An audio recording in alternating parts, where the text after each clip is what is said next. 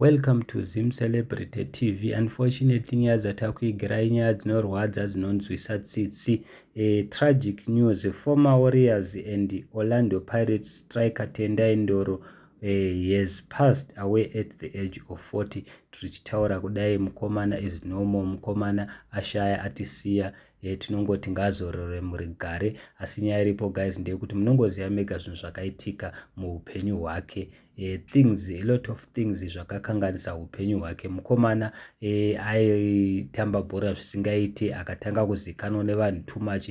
Pakangokanganisika chete ndepekuti paakazonotambira South Arabia akazoti adzoka akatanga kususpendwa chinzi haagoni kusaina matimu 2 or 3 at the same time pasizini imwe chete. After that munongoziva mega ndipo paakabva kuSouth Arabia auya akaskorora mukadzi wake wekuSouth Africa. Ndo pamwe vanhu vari kuti ndo paakanyanya kubhaiza because mukadzi wake akarora kuSouth Africa ndiye mumwe ari kunzi ndiye akakonzeresa stress yemukomana, because mukomana uyu hanzi mukadzi wake uyu amudivhosa mukomana iye Tendai Ndoro aiva akaisa zvese maproperties under mukadzi wake wekuSouth Africa. Saka mukadzi waya paakamudivhosa akatora zvinhu zvake zvese. After that Ndoro akarwara. Munongoziva mega zvakaitika. Tikada kuifamba nayo nyaya yacho, arwara akazouya akutiudza iye Ndoro kuti akazomboita blind. Zvinhu zvakawanda zvakaitika kwaari guys.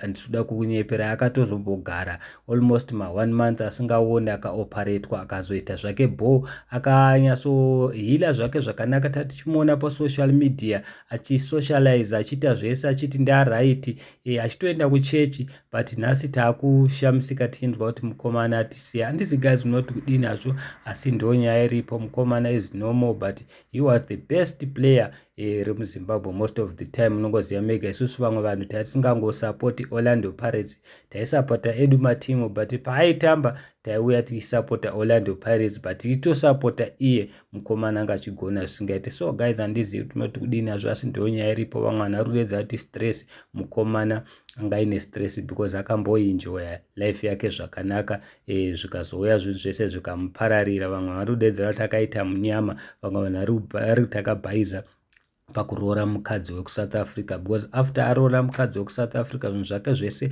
zvakapera zvikatsakatika. Achibva kuSouth Arabia nekeria yebhora zvikadedzerwa kunzi you can't haungasaine matimu on one season. Zvinhu zvakawanda zvakaitika. So we understand the guy was angari too much pressure of his life. Munongoziva mega guys kuti uadjuste pane zvinhu zvakadai, so it takes time, but anga ave right zvake. So handizi guys unoti kudini nazvo, asi unfortunately ndo nyaya yatakuigirai. Tendai Ndoro is no more.